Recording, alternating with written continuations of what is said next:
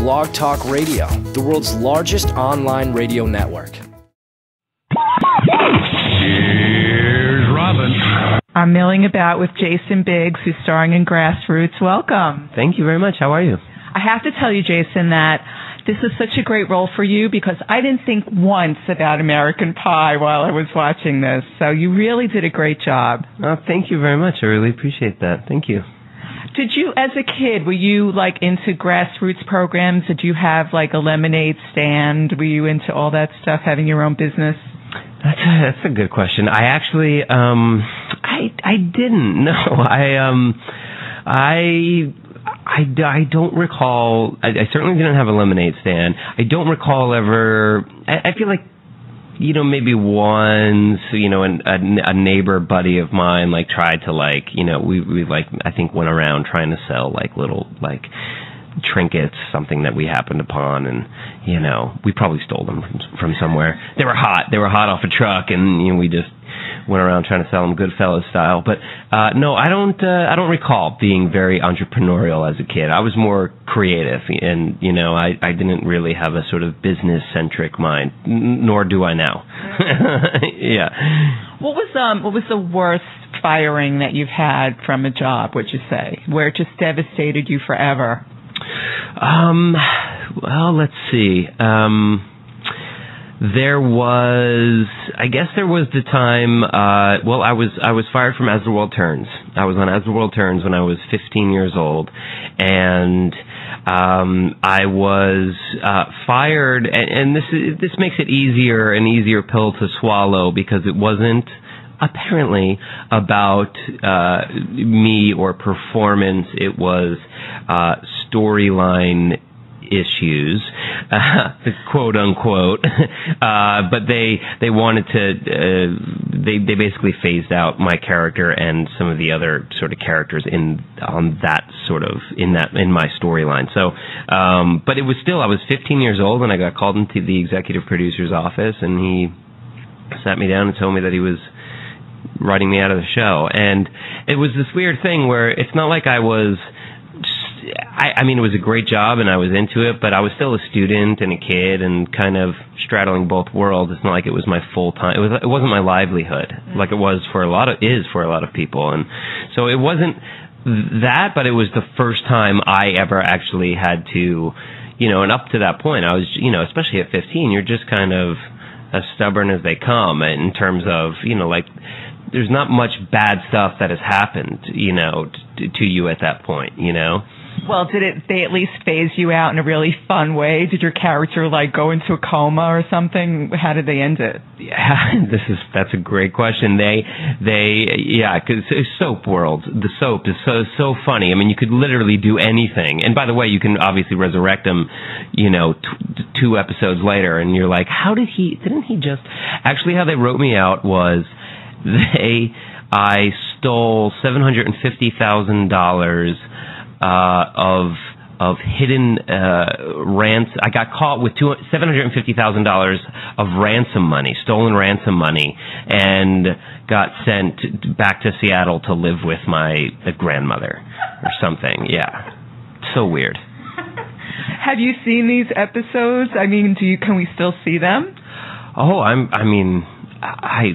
seen them because my mother, at the time taped set the VCR every day, every episode I was on, and taped them. So I've seen them, or at least I know my mother has them. I don't know.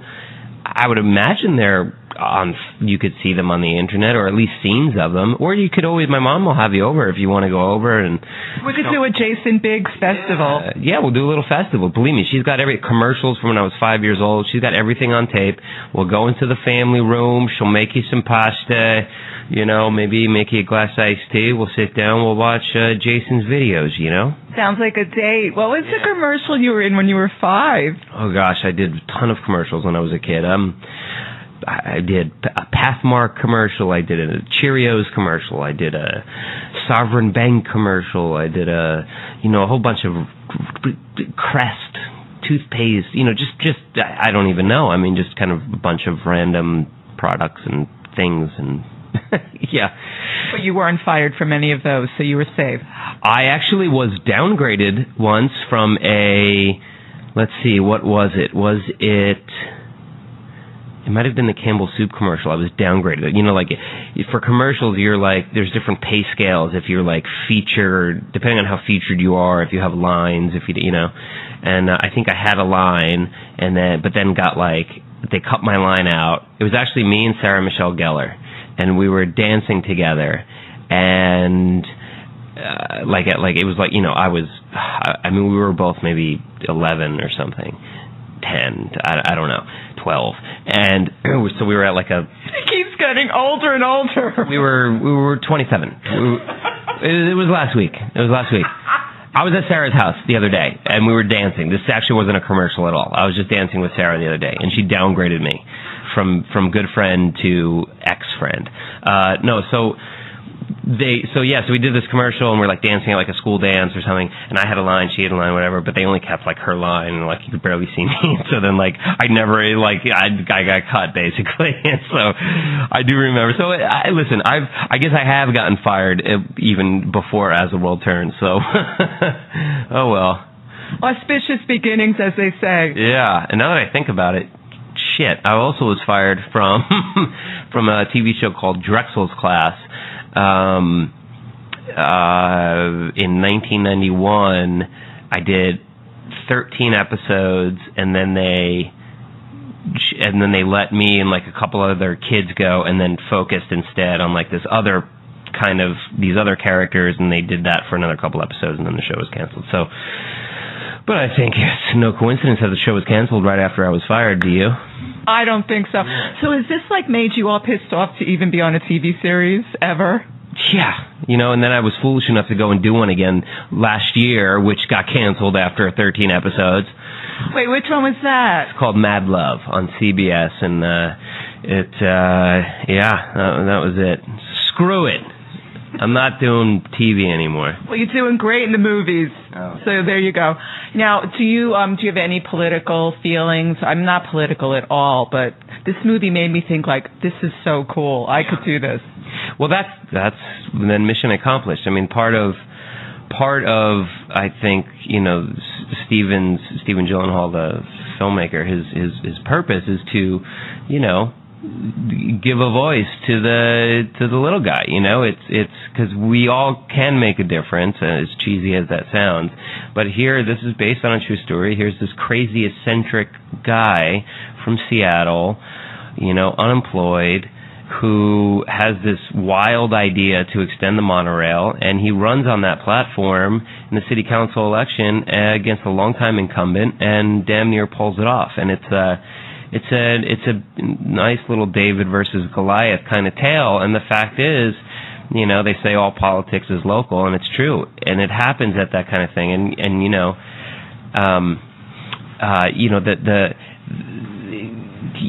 they say, he's just crazy enough to make it happen. Like you think about, my relationship with politics is kind of the same as yours in that, it's like, I'm not really political. I am aware of what's going on, certainly on a national and international level.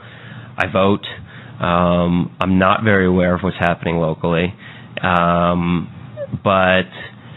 I certainly haven't campaigned or tried to run for office myself ever. You're not going like the George Clooney route anytime soon, then? I don't plan on it. I mean, only in terms of handsomeness. But I'm going to take the George Clooney path to handsomeness and career success, obviously, but not politics. Yeah, that's the only place he and I differ is there. So I'm just like kind of I'm one of these people who is, ostensibly sort of more rational and sort of more like, I leave that for the crazy people. But it's the crazy people that get the shit done. The crazy people with these crazy ideas are the people that actually make an impact. These are the ones who, I would be like, what? I'm not gonna, I'm not gonna waste my time. Well, let's say for argument's sake, you could make up a platform for change, what would you love to see changed? Well, I guess for starters, I suppose that children would have to be banned from the city. No children.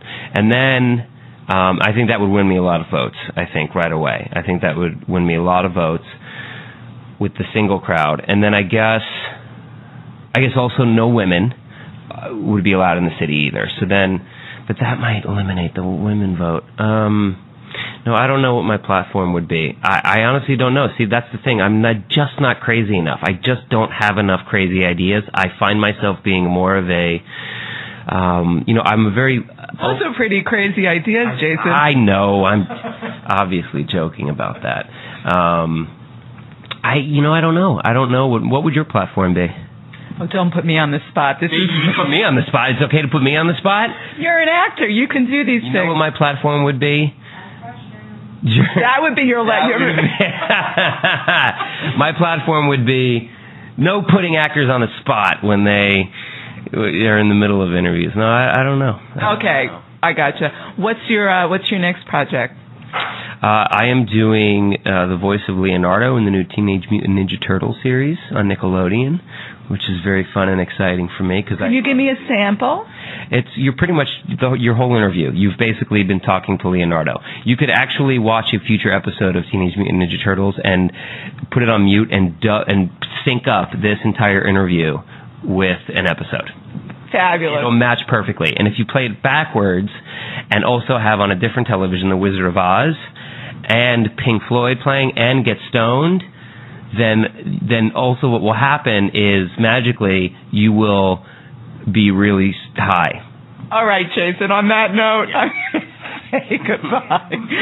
Thank you for joining us. Thank you. Always new. Always refreshing. Always candid. Always milling about. Robin Milling delivers what celebrities are saying to you. Blog Talk Radio, where millions of hosts and listeners gather.